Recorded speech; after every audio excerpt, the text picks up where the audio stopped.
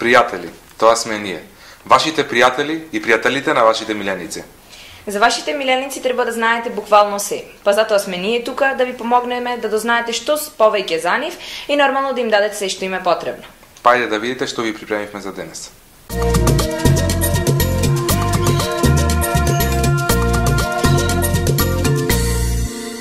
Сега ќе ве запознаеме со едни од помалите видови на птици кои имаат милозвучна песна и воопшто не се тешки за одржување. Тоа се канаринците.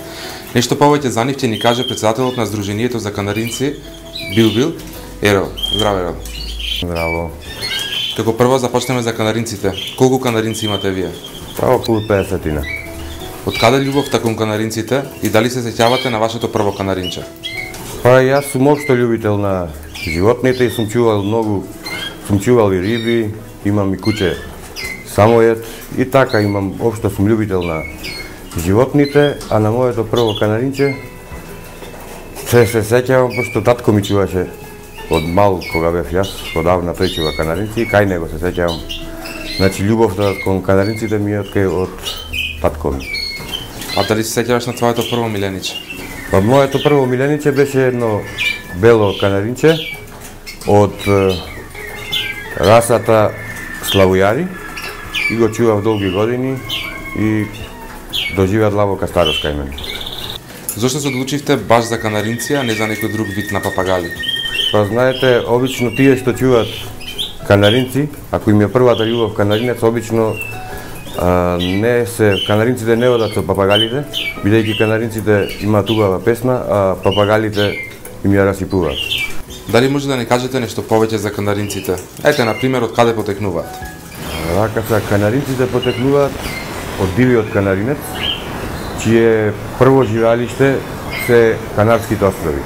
Дивиот канаринец по боја бил зелен, отприлика нешто како ова канаринка, и подоцна со негово припитомување и парење се добиле мутации на канаринците, значи мутирала бојата и се добиле сите раси. Значи сите раси на канаринци потекнуваат од зелениот канаринец, чие живеалиште е на Канарските острови во Шпанија. Јас ги имам видено во бела, жолта и црвена боја. Дали ги има само во тие бои?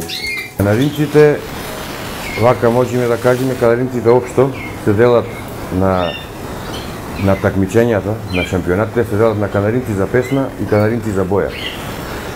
Кај канаринците за песна, значи имаме три раси признати од Светската орнитолошка федерација КОМ, значи тоа се ролери, тимбрадоси и малиноа. А кај канаринците во боја имаме многу видови раси, значи вие ме прашавте дали сте виделе, вие имате видено жолт, бел и црвен, така? Да. Има исто така зелен, има мозаични канаринци, има многу врсти на канаринци, многу бои. Основни бои кај канаринците се белата, жолтата и црвената. Кои раси се најзастапени кај нас и како можеме да ги препознаеме? Па кај нас се застапени повеќето раси, скоро сите раси, и најзастапени не би можел да кажам. Јас, например, чувам малино канари за песна. Во нашето сдружение Бил од Битола имаме членови кои чуваат канаринци во боја, чуваат црвени канаринци, бели канаринци, мозаици и така натаму. За да се препознае еден канаринец треба некој искусен одгледувач или судија, речиме, да го препознае канаринецот и да му каже на одгледувачот која раса е. Се разбира дека поискусните одгледувачи ги препознаваат канаринците, која раса се и така натаму. Спомнаат преварување, а овде гледам и многу награди. Дали може да ни кажеш на кои надпревари си одат? Последните неколку години сум редовен учесник на државните шампионати на Македонија и редовно освојувам медали и пехари, значи конкретно последната година имав прво место поединечно, второ место поединечно и прво место парови. Предпошлата година имав исто прво место поединечно, второ место поединечно, прво и второ место парови, трето место колекција, значи сум редовен учесник на орнитолошките шампионати на Македонија. А дали може да издвоите за нас кои од овие награди ви е најдрага? Сите пехари ми се подеднако драги, но ако треба некој да издвојам, тогаш е пехарот освоен на државниот орнитолошки шампионат за канари и за песна, кој се одржа во Битола 2010 година. Тука освоив прво место колекција, прво место парови, прво место поединечно. Значи 3 пехари. Дали може да ми кажете нешто повеќе за бастерите? Со какво вкрстување настануваат тие? Бастерите настануваат поимот бастер. Ако видиме за кајнас што се користи, значи по кајнас кога ќе се речи бастер се подразбира птица добиена со вкрстување од трнар или билбил и канаринка. Значи трнар, машки трнар и женска канаринка добиваме птица бастер. Мажјаците бастери пеат, а женските не и не можат да имаат потомство. Дали може да ми кажете што правите потоа со нив? Дали се пуштаат во природата или?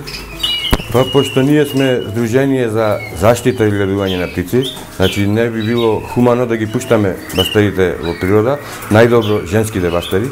Најдобро е тие да се удомат во надворешни волиери. Имаме полно љубители на птиците кои чуваат птици за украс во своите дворови во големи волиери и тоа е најдоброто решение за женските бастери, значи да се поклонат на тие љубители на птиците. Доколку некој сака да чува канаринче, што се е потребно за него и какви треба биде димензиите на кафезот? Па, ако некој сака да чува канаринче, најважно е да има љубов општо кон животните, а ако чува едно канаринче, например, не е голема обавеза, а огромно задоволство е.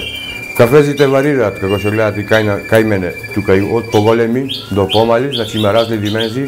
Обично би било доволно за едно канаринче 40 сантими ширина, 15 сантими значи длабина и 25 сантими висина.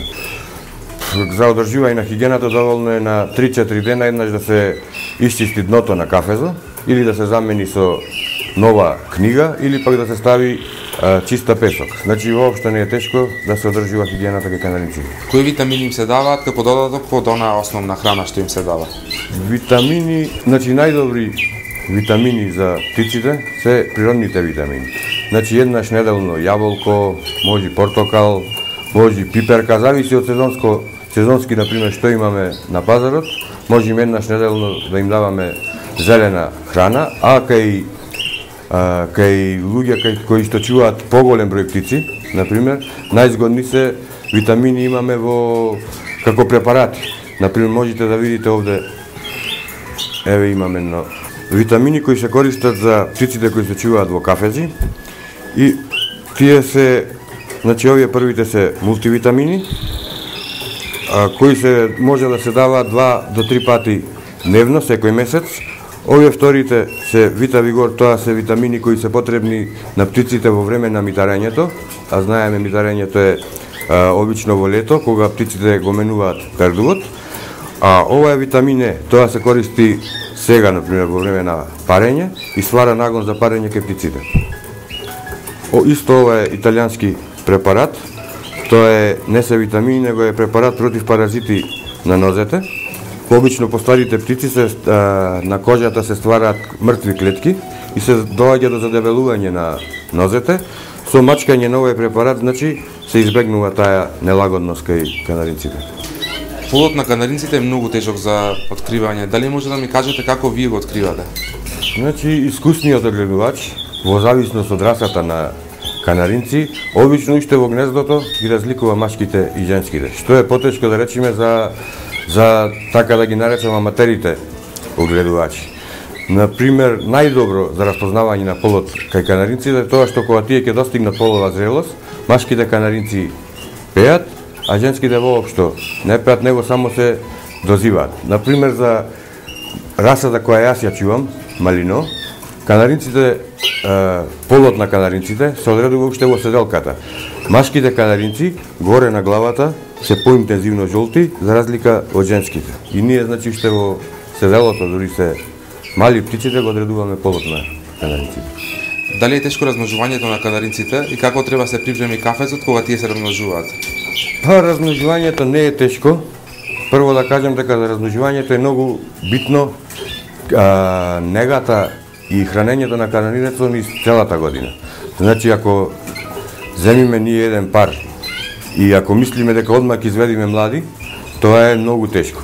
Значи за да се спреми еден пар за парење потребно е цела година да им се пружа негата, исхраната, да биде добра, калциум и останати витамини како што рековме, и тогаш нема да има проблем во време на парење. За парење најбитно е да се направи промена кај канаринецо. Например, најбитен е должината на денот. Најбитна е должината на денот. Значи, ако и чуваме сега денот ни трај, например, се стемнува околу 16:30. И ние сега женките, ако и донесиме во една просторија каде што ќе оставиме светло до 20:30 часот, тогаш веќе за 10 на 15 дена, ако се канаринците добро хранети през целата година, женката канаринка се спрема за парење. Имаме уште многу да разговараме за канаринците, но немаме повеќе време. Ќе ставиме нешто и за нареден пат. За крај, дали може да ни кажете нешто повеќе за Сдруженијето Билбил? Па Сдруженијето Билбил е активно веќе 15 години и просториите на Сдруженијето се во местната заедница Даме Груев и Анимале и одржуваме состаноци секој понеделник во 19 часот. Значи за сите кои што сакаат да се зачленат во Друштвото за заштита и гледување на птици Билбил од Битола, може да не најдат секој понеделник од 19 до 21 часот во просториите на местната заедница Даме Груев. Кирил, ти благодарам за гостувањето, што сподели толку корисни информации за овие мали птици, но толку големи во пеење.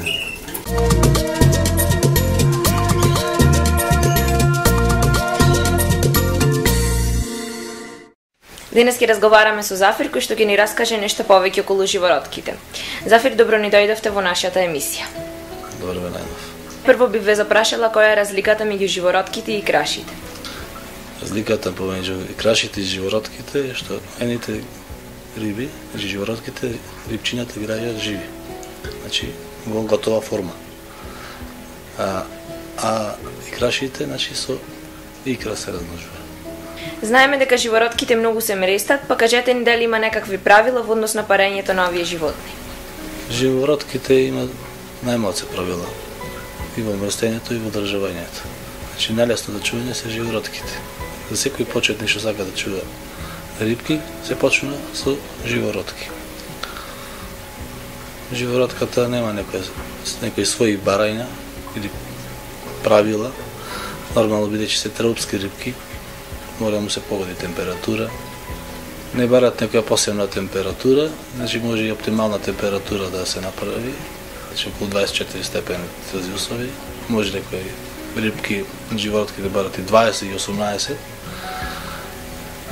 И може да, значи можат од различно од сортата на живородки и мрестењето да се одвива во таа температура што му одговара. Како може да се одреди полот на рибите?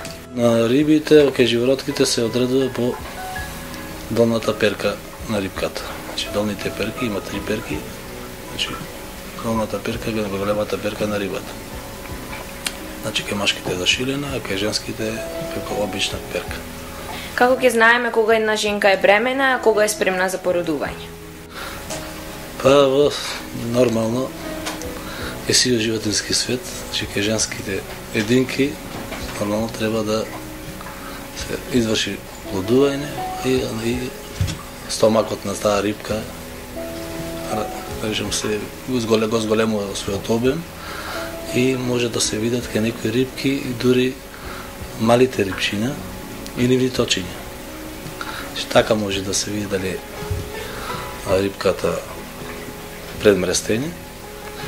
Иначе живородките се мрестат, зависи од сортата, околу, значи на 1 месец, значи околу 1 месец, откако ќе ја созрее, значи има некои живородки стасуваат за мрест на 3 месеци, на 4 месеци, значи платици, гупи, овие што се другите живородки, моли, ксихофоруси, тие стасуваат за мрест на 6-7 месец. и после отприлика, значи на еден месец неде се врши редовно мрестење. Може да измрестат, зависи исто од сортата. Значи од 20-30 рибчиња, да може до, кај мене си има случајно, над 300 рибчина и на живородка да измрести. Обично живородките ги јадат своите малечки по поредувањето, па како би требало да се заштитат од нив? Па не секои живородки си ги јадат своите рибки, рибчина мале. Има агресивни и не агресивни, како да ви објаснам. И зависи до самата мајка што ги раѓа. Некои се понежни, некои се поагресивни. По-слабо рибки што ги јадат своите рибчина од живородките се гупите и молите. А другите, да речем, се малце по канибали. Значи, не знае дека е рибчето незино, и таа мисли дека е храна и го јади. Па како да ги заштитиме, се стават може да се стават во специјални мрестилки, кај што женката е одвоена со решетка и во другиот дел малите рибчина се заштитени кога ќе преминат из решетката, се заштитени. Или па во посебен аквариум со повеќе древа. Ајде малце да позборуваме за вашето досегашно искуство. Дали имате некоја несекојдневна случка со рибите која би сакале да ја споделите со нас? Па интересно, како да ви кажам, интересна случка. Секојдневно е интересно нешто со рибите, се нешто се случува. Илјаници рибки се во прашање и во моментот може нешто да забележиш. Што се има случајно, може да направиш, например, некои подврсти што биле заедно, значи иста врста, иста сорта, измрестиле некоја комбинација, некој хибрид и така интересно се чува. Значи, да ви кажем, интересна случка што имам произведено или измрестено, значи Сихофорус макулатус е платица и Сихофорус, значи како Сихофорус врста, и излегува како измеѓу нешто интересно и така, тоа е нека интересна случка.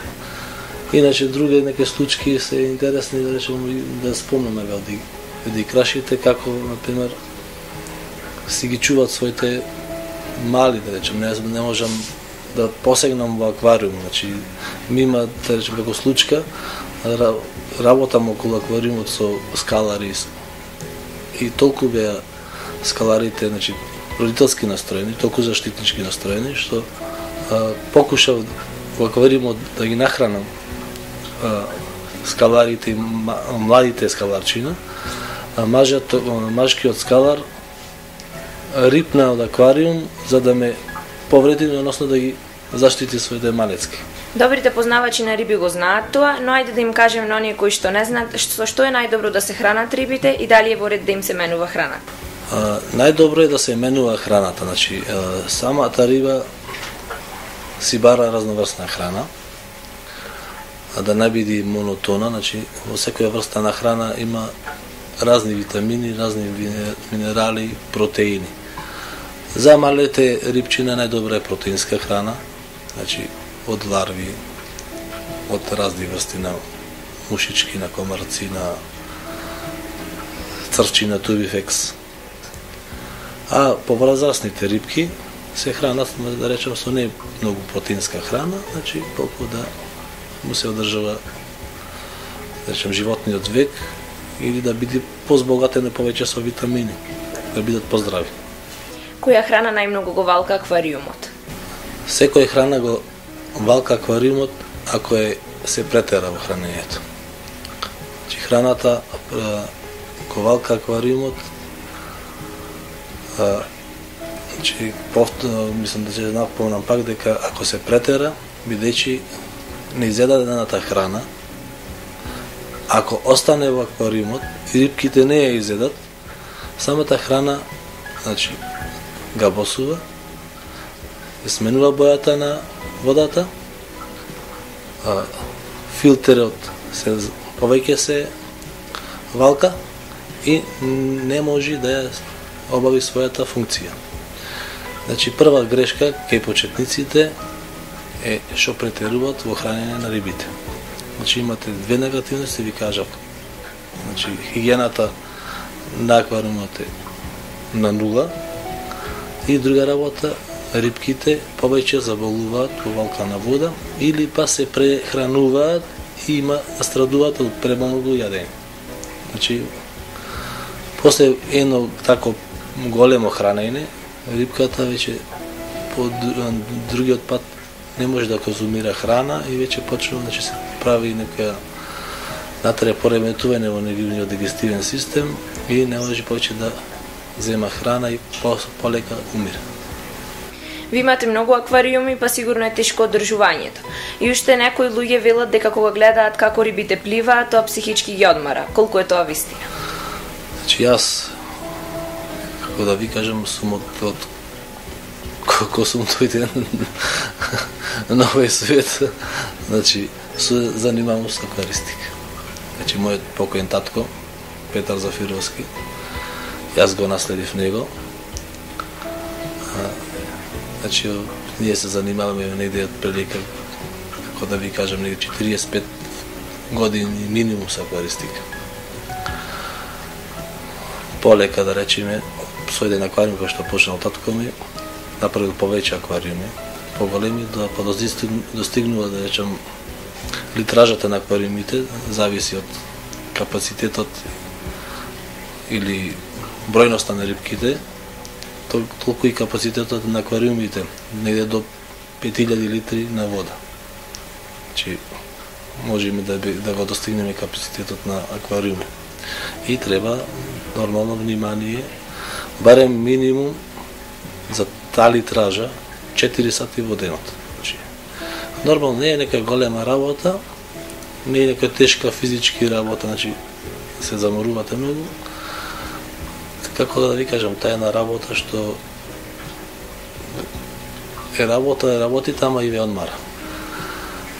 Тоа е докажано од група на психијатри или психолози, да ги наречам, дека на не знам таму колку испитаници, значи на колку ще се извршило испитување луѓе, дека многу дело доволно е еден пола сат да се испулите во аквариумот и да заборавите на многу проблеми во животот.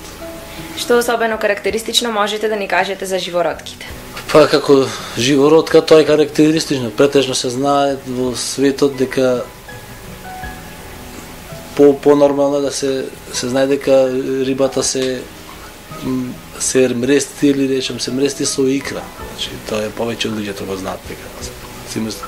А тоа е специфично кај живородките, што живородките рибчињата ги раѓаат веќе во форма, значи за одма само екзистирање, значи спремни во миниатюрна мала форма, одма да почнат да се хранат и да растат и да се размножуваат. И можам да надоврзам сега на друга интересна работа, значи кај живородките, претежно кај сихофорусите,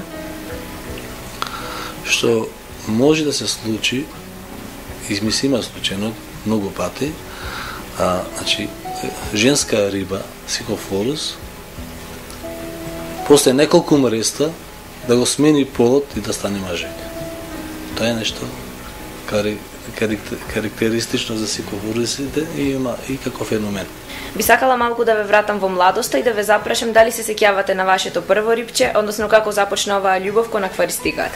Малце тоа прашање што го поставивте е чудно за мене, бидејќи јас немав прво рибче. Јас се родив во количина на аквариуми и количина на рибки. И како можеш да нешто да, како да кажам, го останеш нешто од твојот живот кој си цело време обкружен со таа работа. Зафир, ви благодарам за одвоеното време и се надевам дека ќе се дружиме и во иднина.